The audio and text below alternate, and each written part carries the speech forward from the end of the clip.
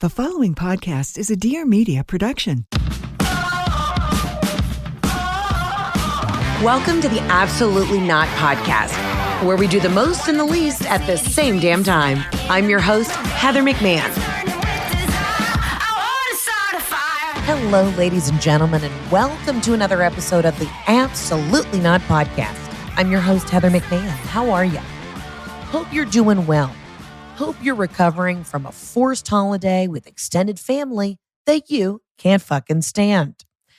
Thrilled to get into the voicemails today. I had you call in over the weekend to the hotline. I got to be honest with you. The episodes where I get into the voicemails, it's very time consuming, but they're always my favorite because I like hearing what you've been through. Makes me slightly feel better about my life and what I've been going through. But truly, I just adore hearing from you. And I love hearing the shenanigans you've gotten yourself into. As always, you can call into the hotline, 800-213-7503. It's the Absolutely Not line. Let me know what you're going through this holiday season. You know, we got a couple more weeks left in the year, and it's a dead ass fucking sprint. It is a 400-yard, 50-meter sprint. I'm never been good with distance. I'm good with geography, but when people are like, it was about 80 yards away, I don't know what that looks like. I was not good in geography. No, geometry. I know where Michigan is, but I couldn't tell you what 20 yards looks like. I don't know. And every time I watch football, I ask Jeff the same question. What line are they on? And he goes, it's marked right there, you dumbass. And I go, but 50 yards, is that 50 yards from the end zone, the middle? He's like, 50's in the middle, Heather. It's 100 yards. And I said, nothing makes sense. Is this soccer? And he goes, I'm going to divorce you. So that's where I've been at emotionally in my journey, watching sports over the holiday. But let's recap, right? Thanksgiving now, it's supposed to be a time of gratitude, of gratefulness, of humility. You look back, you say thank you to the universe, to God, for all my blessings. I spent 2 days hysterically crying. Why, Heather? What's wrong? What's going on? You live a richly blessed life. It's called, I hit a wall of emotional exhaustion. And I literally sat in my closet and cried like that for a solid 2 days. And I just spent Thanksgiving with my sister, my mom, and my husband. We did it low key in Atlanta. It was great. We had a great time. We're all good. No family beef amongst them. Others for sure. Them, solid core four, we're all Gucci. And I just lost my shit. Jeff was like, what do you need? Are you good? And I said, the following. No one has emotionally asked me where I'm at for a while. And I realized I have been in work mode, which is great. I'm so grateful for my job. I'm not fucking complaining. The shows have been fucking fantastic. I've had a fucking blast. But there's a thing when you're on, right? In entertainment, because it's not like a normal job where, you know, you go and you can kind of be alone in your own thoughts, or maybe you're working on a project and you kind of have your time to yourself. Entertainment, you're on in front of people all the time. I love that. That's where I get a high. I get literal like tickle in my taint from performing. But I did a whole week of press for stuff. So I was in New York. I'd get up, doing today's show. Then I'd go do a bunch of podcasts. And then I wouldn't even have 30 minutes before my show to decompress. And so I was just going for 10 days straight. And then you're traveling and you're seeing people out and you're saying hi. And there was no downtime to turn my brain off to like reset the computer. You know what I mean? It was like there are cookies popping up everywhere. I mean, my body has felt like an old school Dell desktop. Just warning, virus. You know, you remember you have to plug in your fucking computer into the phone line and it's like, and it sounds like a cat in a dryer. That, while it's dialing up, fucking MindSpring dial up. And you're like, I got to get on the fucking computer. Anne Marie's going to be in AIM chat in 15 minutes and I got to get ready. Because she and I have to send cat photos back and forth to each other. And then I'm hoping Jordan The guy I have a crush on is going to be in my AIM. But for 45 minutes, your computer's going,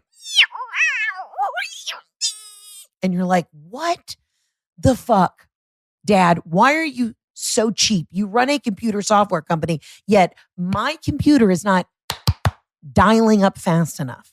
That was what I did in the 7th grade. Sweat. Trying to get on instant messenger to chat to my dumbass friends. Shout out to Anne Marie. We went and got ice cream the other night. Regardless, that's how I felt like my brain has been.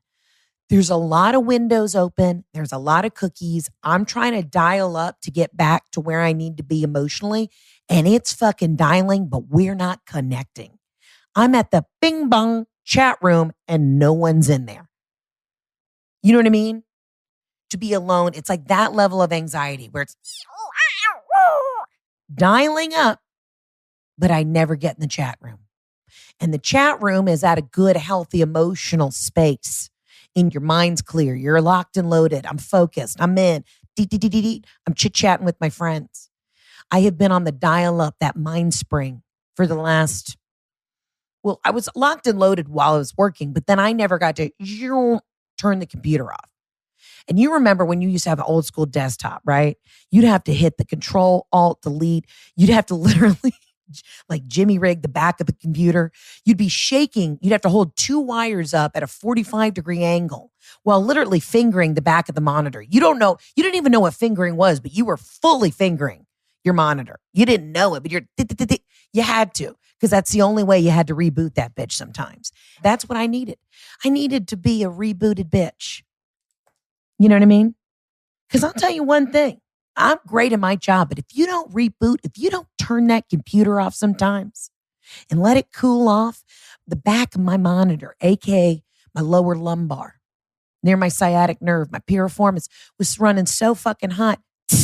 Jeff couldn't touch me, burn his fingertips, which is honestly probably what he needs because he's Italian. And I do think he has mob ties, and I'm sure he will eventually one day commit a heinous crime. So he may not want to leave fingerprints, but either way, he was like, you're hot to the touch. I said, yeah, because I'm fucking needing to reboot. And listen, this is a lesson. I know I'm making it about me, but this is a lesson to all of y'all.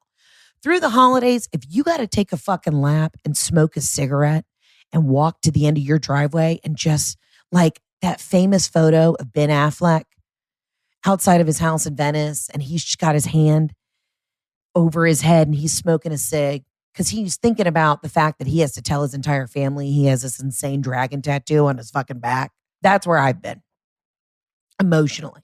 It's that time of year where you somehow, for some reason, have to have family sit downs, which I don't do those.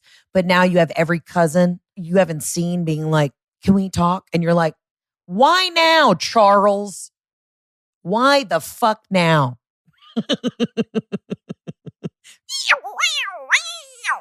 That's what my computer sounded like. But you've got to. Sometimes you got to turn the monitor off. Sometimes you got to finger your own monitor to reset yourself. If you got to go in the garage with the vibrator and do you for 20 minutes to then come back to the family dinner table and be a nice person, fucking do it. You know what I mean? You need to do you. So let's backtrack. I fucked up my leg in Durham at the show. I like slid across the stage while I was dancing and my leg's fucked up. So now I'm having to see an orthopedist because I've been able to walk on it and been fine, but I've been trying to get my steps in. I'm trying to exercise. You know, Heather needs to get fit back in her pants. So I went on a really long walk yesterday and I was also stressed out. I had cried 3 times yesterday just because everyone's driving me fucking nuts. And I did something to my shin. So I'm waiting on this guy, Harris, to show up to my house. He's an on-call like orthopedist to take a look because I said, I don't want to do more damage because your girl doesn't know how to stop. And I'm lugging shit. You know what I mean? I'm lugging so much shit through the airport. I got 70-pound bags. Like, we go on the road with some gear. So I got a boy coming over. A man, sorry. He's quite a professional coming over to, do 2 little knocks on the old kneecap to see if that ACL is working. I don't have time to go down. I also don't have time to be in a knee brace. So between that and the stress and never getting to reboot, I started hysterically fucking crying. I was just like, I am tired. And I took it out on everyone. Jeff was putting, he wanted to cook a fucking duck. Okay, listen, I like Thanksgiving food, but I wasn't in the mood this year. My family, we're more of a crab cake, filet kind of gals. You know what I mean? Jeff wanted to make a fucking duck. I go with him to get the damn duck.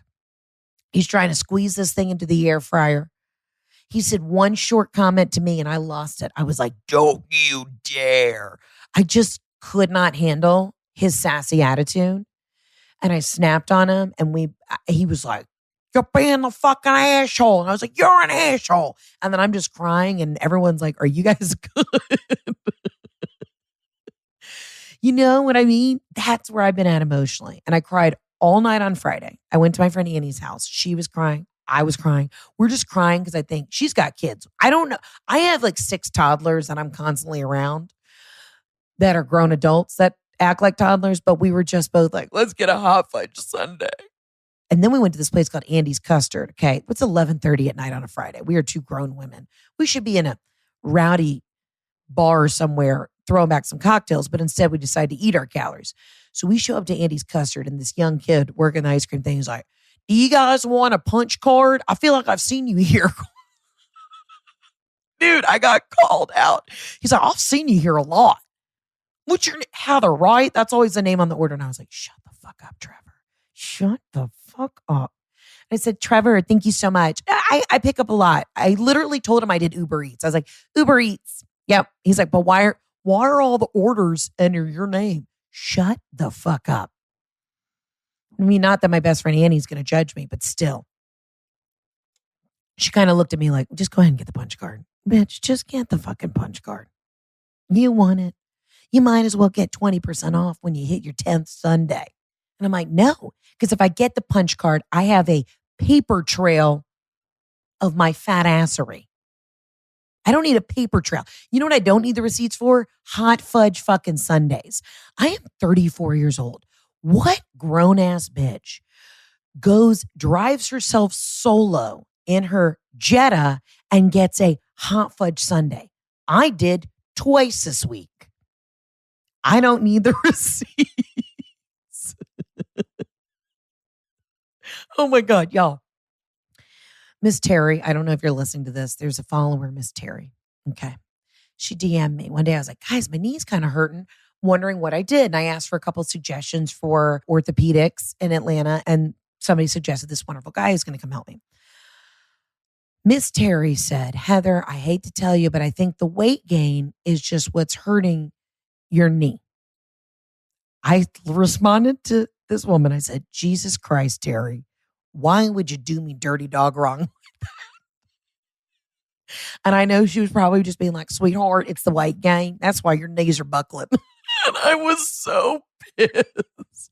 And I can take a joke. You guys know I love a roast. But I was like, what the fuck? As I'm woofing down my hot fudge sundae. You tell me this. Is there anything sexier? Okay. Vanilla custard. You go full vanilla. I don't need anything else. I don't need a swirl. I don't need chocolate and vanilla. I've always been a vanilla ice cream kind of gal. Hot, salty, roasted pecans. You know how I feel about a mixed nut. And then I get hot fudge sundae. Hot fudge. Right on top of it. I get a kid's cup. I do understand portion control, but either way. So between Trevor at Andy's Custard fucking calling me out about my frequency and Jeff bitching at me about how to cook a duck in an air fryer, turned out crispy and delicious. You're welcome. And just never getting to reboot. I cracked. I snapped. I popped. And it's been a roller coaster. I also think I might be taking too much melatonin. Y'all, I could never take melatonin because it gave me horrific night terrors. And I think, too, that's what's happening. Like, I've been chewing through my night guard, and I've been smoking weed a lot at night. Oh, also, so the other night, Friday night, Annie and I are crying in the car. We're like laughing, just bitching about our families. Then we go get ice cream. I come home and I have a nervous breakdown to Jeff. This is when I'm like, I need your help. I'm exhausted. Someone help me. And then I went down. He goes, okay, calm down. I got you. I was like, I'm going to go get my weed pen in the basement.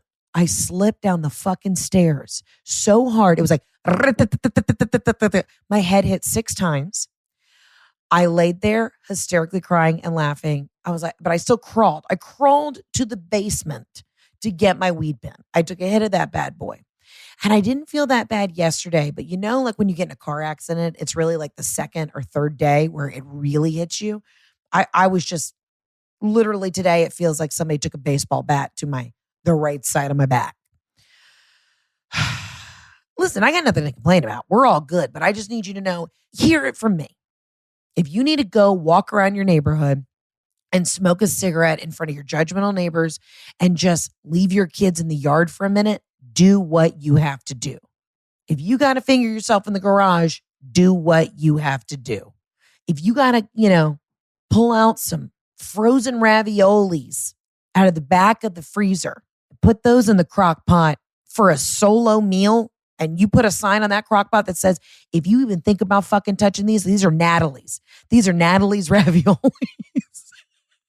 That's the other thing. Thanksgiving is a time to share, but I see a lot of greedy motherfuckers at the table.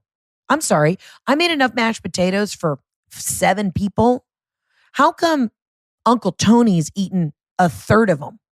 Unbelievable. And nothing pisses me off more. I'm not a leftovers gal, but if you then go for that extra crab cake the next morning to heat up and Uncle Tony fucking ate them. Hey, Tony, there were 6 crab cakes left over. How come there are none now? And he's like, I didn't realize. And by Uncle Tony, I mean my husband. And he's cooking up crispy duck, making an omelet, and you're just dry heaving over the sink because you're emotionally done. And all you wanted to do was come down and have a cappuccino and a crab cake. Doesn't sound like a delicious combo, but it is. And you go, hey, Tony, when was the last time you brushed your teeth? And his response is, I don't know, I'm relaxing. And you think, I don't get a day off from this bullshit. That's where I'm at. And listen, y'all got kids. I'm not bitching more than if you got 3 kids running around and you got to look at your shitty extended family. You got like 10 uncles sitting on the fucking couch while all the kids are literally have lit candlesticks in their hands about to set the drapes on fucking fire. And you're also in charge of cooking.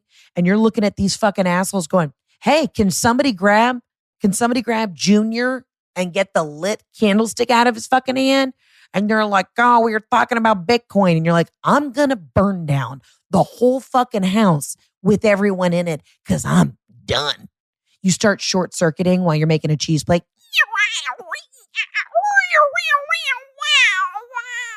And you're just twitching, your eyes twitching while you're fucking putting some cornichons and some, Mike's Hot Honey on a fucking cheese board, and you're cutting the manchego and you raise the manchego to take a bite to your mouth and it's like your full shakes. That's where I was at.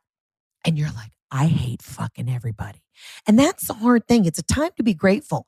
But then when you hang out with most of the people in your life, you're like, why do I spend my time with these horrible people? Cried to my sister for 2 hours on Thursday. She's like, you're going to be good. We're all here. It's okay. Nothing to complain about. I'm so grateful. You have to cool down the computer sometimes in order to be the best version of yourself. And that's a level of self-care. You got to finger the back of the monitor sometimes to get that thing to shine bright. And that's what it's all about. We had some amazing shows in New York. That was so much fun. We had some amazing shows in Boston, Cincinnati, Minneapolis. I mean, I've been on the road for the last 2 weeks and it's been incredible. Y'all, I think I said this on the last podcast. Cincinnati was so much fun. One of the best crowds. Just everything about it was amazing. Cincinnati, I love you. You have a very dear place in my heart. New York was so fun. Boston was so fun. It was just amazing. Oh, also, shout out to the woman. I didn't see this. Obviously, I can't see to the back of the theater. But Jeff said there was a woman at one of the Boston shows. She brought her baby in a baby Bjorn and she had big headphones on the baby. And Jeff was like, I was so fucking impressed. He literally said women can do anything. She didn't want to miss a show. She had a newborn and brought the baby in a baby Bjorn and lived, laughed, loved. And that's a beautiful thing. Also, I was at my hotel and this girl came up to me. I was having a drink after the shows. I believe it was at the Saturday show. This girl told me, hold on, I wrote it down. Okay. This girl told me that she almost got in a fight with somebody because they wouldn't quit talking during the show. These women were just having full-blown conversations, and they usually do this. They usually go, like if I say something about my dog, Rigatoni, they're like, Rigatoni, yeah, did you see your dog? Da-da-da. And then they start having their own conversation. So this girl said, she asked them, hey, do you guys mind like quieting down? We're trying to hear the jokes. And it was Orchestra R, seats 108 through 111. Then this girl said, fuck you, you fucking bitch. I'm going to punch you in the face. Not the girl who said, hey, can you not speak? One of the other women who was speaking, Orchestra R, seats 108 through 111. And then this other girl said, I can't believe you're telling me you're going to punch me in the fucking face. Fuck you, fucking bitch. I'm going to punch you in the face. When she asked them to quietly lower their conversation. So I want you to know that's also a thing. And I would prefer if we could have a nice cadence with each other in the audience. If someone's talking, hey, can we be quiet? We're trying to enjoy the show. You know, if you're drunk and you're just mumbling to your friends or you want to talk about how you need to change your tampon, whatever, do you, but maybe let's keep it to a dull roar. And then don't threaten the other patrons of the show. That shit's wild, y'all. I get told so much shit after the shows. And that's why I come on the podcast and say stuff. Because people like call me and they're like, Heather, we were in row K. And some woman made us spend 20 minutes looking for her car keys in the middle of the show. And I'm like, I don't know what to do. I come out, I try and set you up for success. And yet every time there's somebody who goes, I'm going to punch you in the fucking face. That's also Boston, though. You know what I mean? She's probably like a good Italian woman, good Irish woman. Fuck you, I'm going to punch you in the fucking face. Because she thinks she's in the movie The Departed. You know what I mean? It happens. But either way, let's be kind to one another. I know that my shows are an outlet for a lot of people. And let's have a great fucking time. Because I've been having a blast. It's been fun. It's always fun because I love each and every one of you. Okay, listen, I've been rambling. Let's get into the voicemails. As always, you can call in 800-213-7503. I really want to get into your voicemails through the end of the year. I know we have a lot to catch up on, and I am thrilled to hear what the fuck's going on with you. All right, let's get into it. Hi, Heather. This is Katie from Montgomery, Alabama. Cannot wait to see you in a few weeks. I'm on the third row, front and center, girl. Just, holla at me. Anyway, I haven't absolutely not. I just had my second baby, had a C-section this time. My doctor was like, hey, girl, we're open on this table. What you want to do?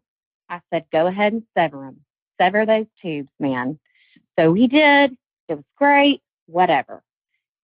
Anyway, my mother-in-law comes to stay with us for a few days. And she asked me how I'm feeling. And I'm like, I feel like the tubal may or may not have put a little spin on this, but we're thriving. It's going to be okay. She completely loses her shit, asks us why we made this decision and why we didn't talk to her first before we did it. And can it be reversed? Fuck no, Ruth. It cannot. And also, if I wasn't doing it, your son was going to be the one to do it, get that little snip. So either way, it was going down. Not sure when my reproductive system needed to be approved by everyone and their mama of what I was going to do with it. So absolutely fucking not to people feeling like they need a say in what you do with your body. Love and light. Can't wait to see you. Katie from Montgomery, this is a perfect example. This is a perfect example of how everybody in your life is fucking horrible. Congratulations on the second baby. That's so thrilling for you. Also, no, absolutely not. Absolutely not to the amount of voicemails I got from mother-in-laws coming in saying, your casserole's too oily. Your muffins didn't come out moist enough. Hey, I don't like your child's name. Why did you name your kid John after your father? You should have named him Anthony after, her husband. Get the fuck out of here. P2P, women, we need to have a conversation. And I'm telling you right now, if you're a man and you're listening to this and your mom's fucking nuts, you need to tell her to cool her jets. This shit gets me livid. I don't know why it is also too, that it's always the women who have the issue. And listen, I know that women, we're not innocent, okay? We stir the pot a little bit and there might be a little touch of drama. You know what I'm saying? There isn't a bridal shower or a baby shower that doesn't leave with somebody about to stab the other person in the neck. That's how we roll. But you know what? We're multitaskers. We get shit done. Men could never. I have probably 10 girlfriends that have had issues, major issues with other women, married or, relatives trying to control their life. Get out of here. No, I'm an adult. You're an adult. You and your husband made the conscious decision to lock it up. Also, first of all, I just found out that you could do this. I didn't really understand. My mom had her tubes tied, but I didn't realize that nowadays they just take out the tubes. You can still get pregnant through IVF because apparently you still produce an egg every month. So it's essentially, and totally correct me if I'm wrong, I believe they take the tubes that connect from your ovaries to your uterus and those just go away. But you could still technically have a baby through IVF. Regardless, no. It's these moms always making it about themselves. Get a fucking life. Here you are, probably having your wounds, your vagina literally healing, right? You had a C-section. Your body's literally healing. And you got to have somebody else who didn't just go. I mean, listen, obviously this other mother-in-law has had a baby. She went through it. You're like, no, this is our birth plan. This is our family plan. Not time for you to chime in. Martha, Ruth is a fucking mother-in-law name. Ruth, Cindy, Debbie. Debbie is a mother-in-law name. I got so many voicemails that were so shocking and appalling. The hair on the back of my neck is standing at attention. You don't control your son anymore. He's a grown man, and you're not going to tell us how many kids we're going to have. And of course she's crying, making it about her. You didn't consult me. No, Ruth, would you like to have sex with your son? Is that what you would like to do? Because it seems like right now, that's the vibe you're giving me. Let it go, Ruthie. That is so wild. Of course, hysterically crying, making it about herself. Oh, God, it's hard. It's hard. It's hard. It's hard. You pray on it. You pray on it. That's all you can do. But tell Ruth to go on a walk and get out of your house. I mean, I had one lady call in and she said that her mother-in-law pulled her aside and yelled at her while the husband was outside chopping wood for the fire and yelled at her about how bad her casserole was. Not constructive criticism, not, hey, you know what I was thinking? I love this casserole. I'm thinking we could turn it up a notch. Have you ever thought about this? No, of course not. Just unsolicited life advice. And it's a passive aggressiveness for me that really just is the icing on the cake. The passive aggressiveness. Why don't you just come out and say it? Why don't you just come out? I guess that's the opposite of what I just said. I was just trying to figure out a constructive way to say something to somebody else about their casserole, but also fuck off. You want to make the casserole? Great. Show up. Because I just pushed a kid out. I've got an ice pack on my C-section scar. I don't have time. I don't have time. It's interesting. In the Bible, it actually says that the man will cling to his wife and start his own family. And obviously, you take care of your extended family. But it's really interesting to me because I think that we might want to tell some of these Debbies, some of these Ruths, who are always pull out a biblical scripture and like to throw that at you. They're always the first person when you put your head down to pray at Thanksgiving. 1 Thessalonians. Your mother-in-law is always right. Ruth, you're not. Thank you. I think we need to remind some of these ladies, it says in the Bible, the husband will cling to his wife and start his own tribe. You know what I mean? And that's a solid reminder. So women specifically, I'm sure there's a fair amount of you that follow me. And if you're a man and you're listening, you need to also step up to the plate and tell your family, hey, mom, my wife just had her second baby. We're a little bit of an emotional roller coaster right now. You know what we're going to do?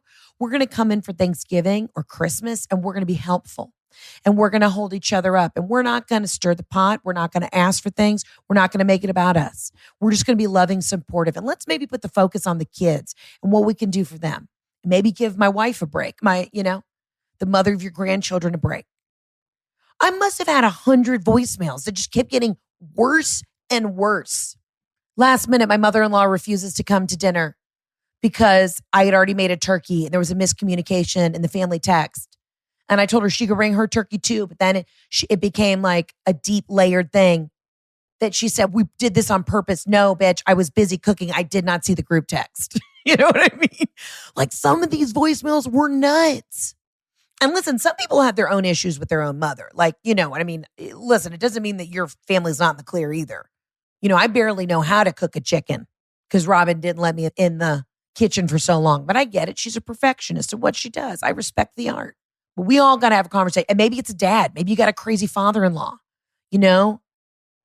I don't understand why I have honest conversations with my family. So it's like, why can't I need everybody's spouse who's listening? You send this episode to your spouse and you go, Heather said, call your parents and say, we're not doing this shit this year. Everybody either comes correct with a good attitude and no drama, or we're going on a cruise and we'll see your ass in the new year. And that's on God, period.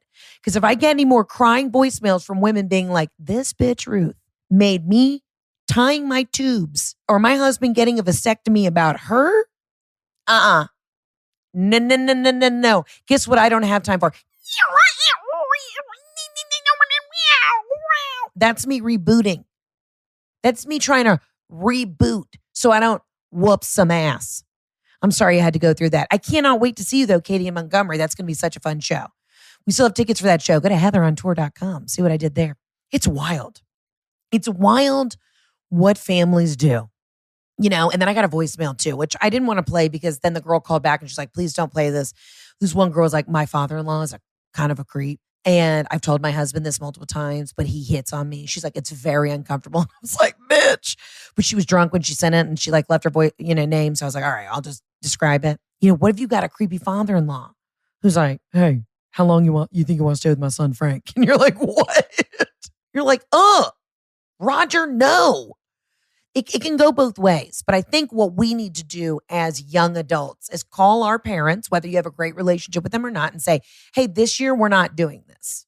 Because my spouse, my husband, my wife has worked too hard to deal with your bullshit at Thanksgiving or Christmas. You know what I mean? Because this is the annoying thing. When like you have somebody, like I was talking to one of my girlfriends the other day who's just having the most insane drama with her father-in-law. And she was like, my husband just is kind of like, well, that's how I dealt with it all my life. No, you call him up and you say, hey, Rick, if you don't shape up, you ain't coming. Because at 34 years old, you should be able to choose who you want to spend the holidays with and why you're not dealing with attitude. Reboot the computer. And if you have to go smoke a cigarette at the end of your driveway or hide in the bushes, just tell everybody that there's something going on with the lights outside. Be like, oh, the wreath flew off the door. And then you've taken the wreath off the door and you just hide in the fucking bushes and hit a vape pen and maybe watch Real Housewives. Fuck, bring a sleeping bag out there. Maybe put a little tent in the backyard where nobody can see it, deep in a holly bush. And it's your little secret. You know what I mean? Put a vape pen out there, some weed, maybe some vodka and Crystal Light just to go right to the veins. Remember college when you do that?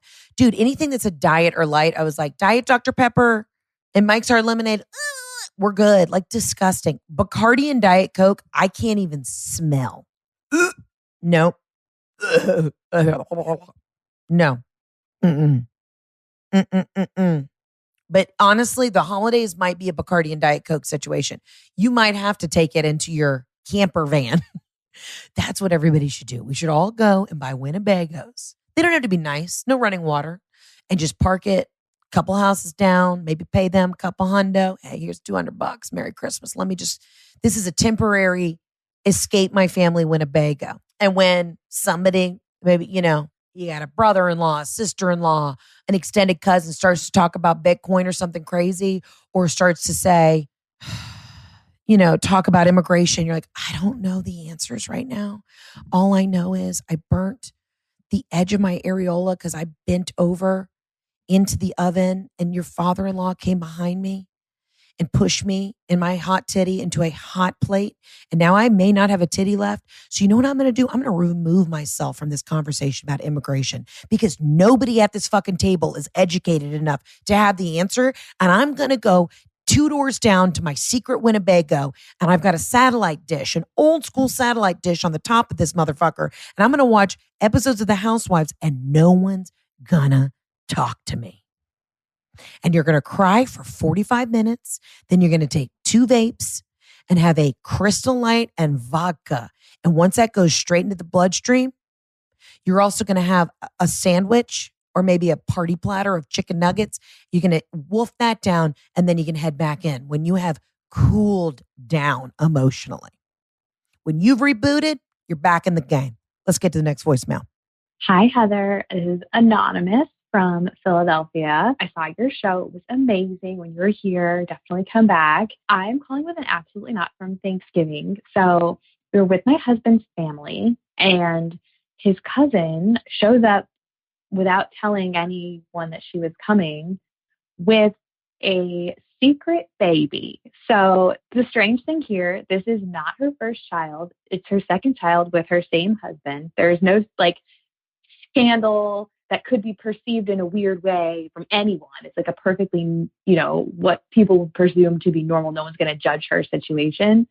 She kept the baby a secret, did not tell anyone for 10 months, continued talking to everyone as though nothing was going on for the entire time, but was actually pregnant and had a baby and showed up at Thanksgiving with a 2-month-old that no one knew about. So that was my Thanksgiving. What? So strange. Anyway, love and light. Come back to Philly. All right, this is interesting. First of all, thank you so much for calling. Loved Philly. One of the best shows ever. Love Philly so much. Also, this does sound like a very Philadelphia thing, though.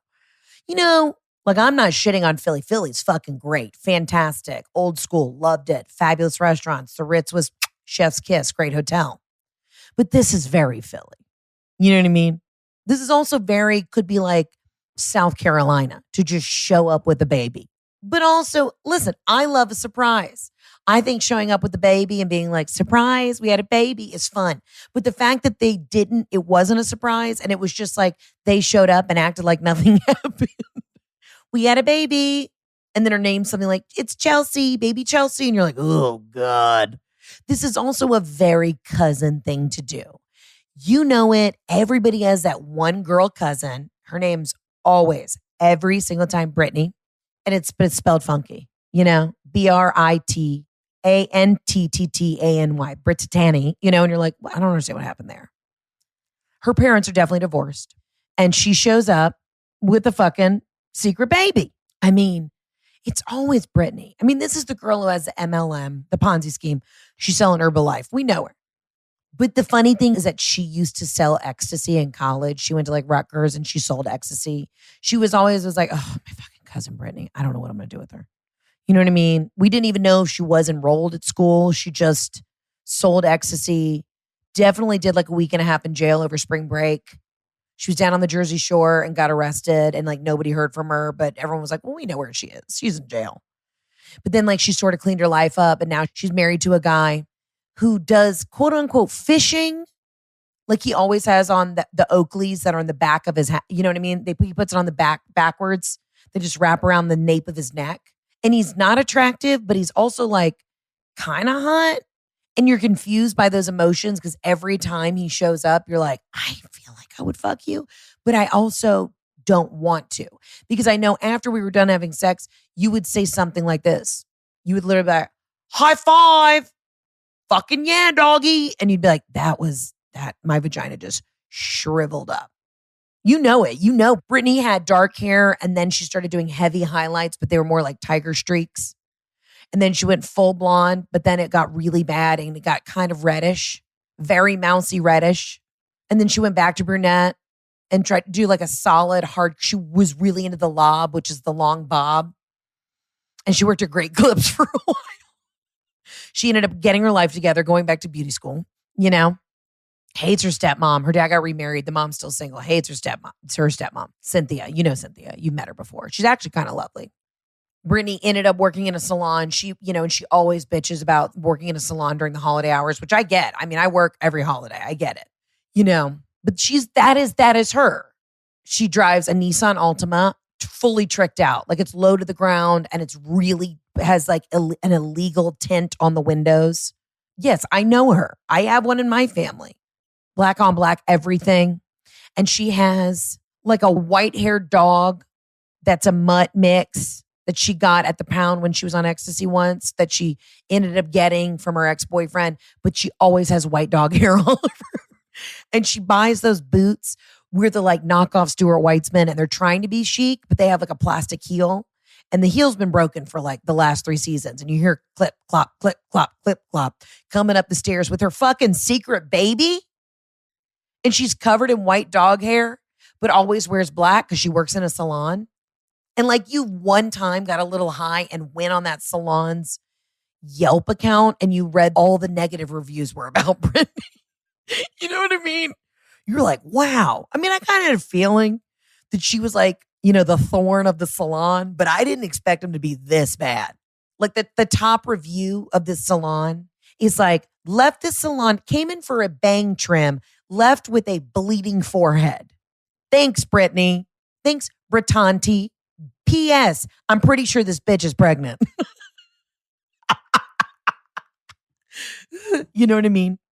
And every time she comes to Thanksgiving, there's always a new hairdo. But you're like, these aren't working. Do you remember before the internet? Oh my God, you'd go into Great Clips, you'd go into Supercuts, whatever it was. And you'd sit in the waiting room and you would look, you'd scroll through the options, those really avant-garde, poorly lit, also very, at the same time, high fashion hair books.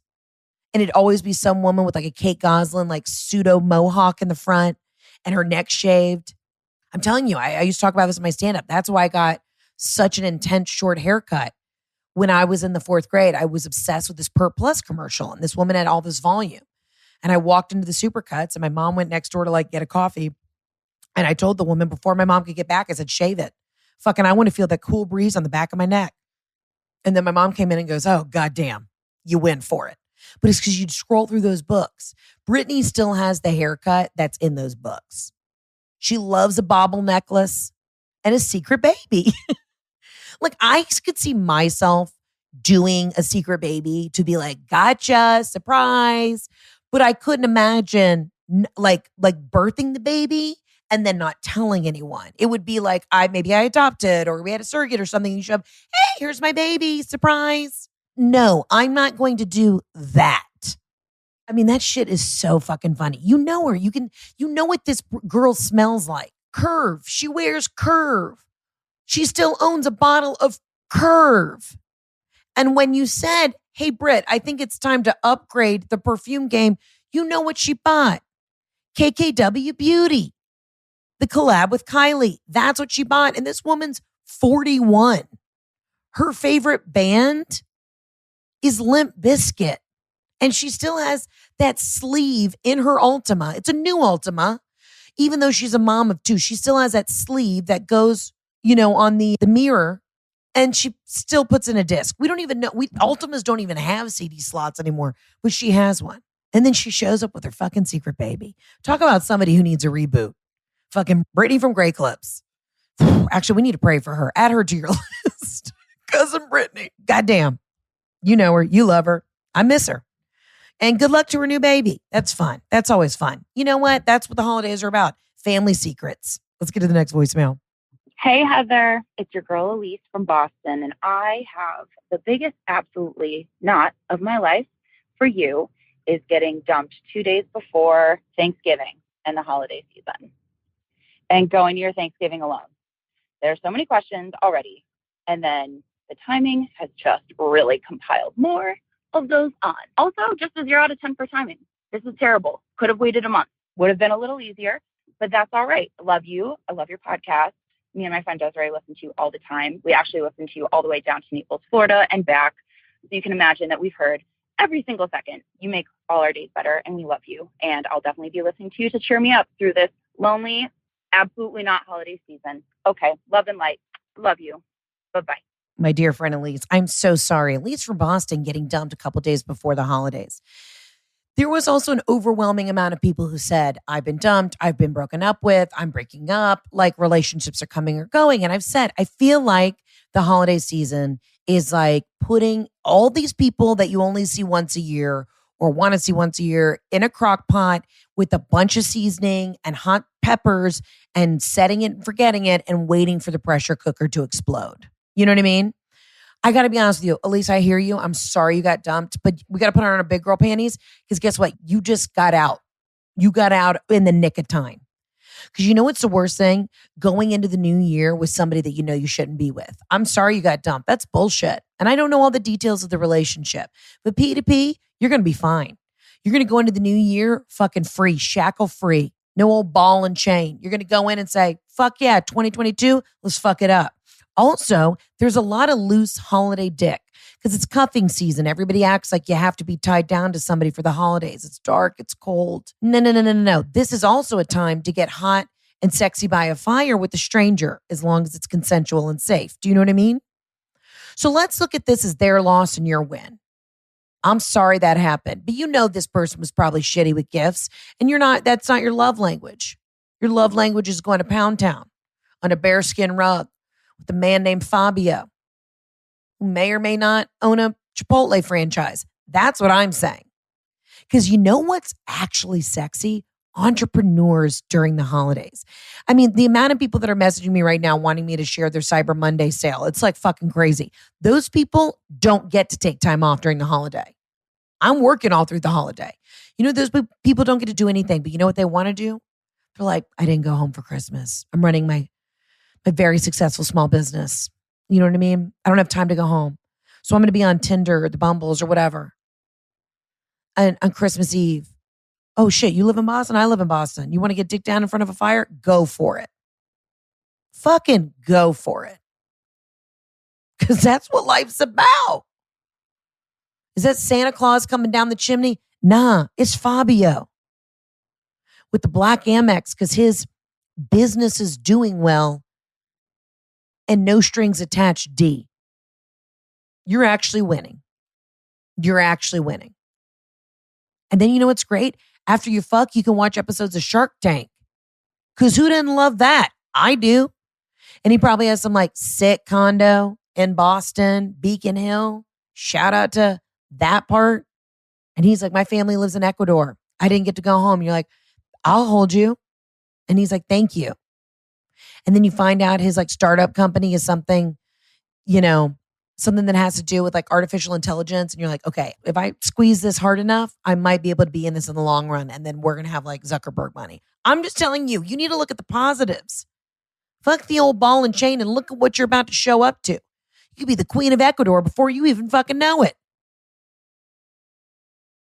He's a Harvard grad. He's got good morals on him because he worked for everything he had. Come on, buckle up. This is going to be an exciting time. Because honestly and truly, when you're stuck in a relationship during the holidays, all it is trying to navigate each other's families and honestly being stressed out and tired.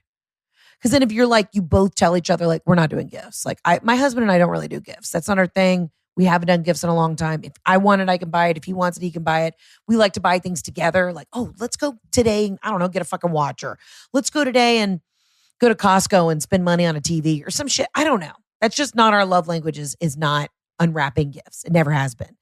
So then when you try to explain to your extended family, they're like, you didn't get each other anything for Christmas? Like, no, we're going on a trip in January or whatever. And then they try and stir the pot about it. And you're like, no, this was a conscious decision, like getting your tubes tied or removed, that you did on your own. You don't have to worry about that shit. All you got to do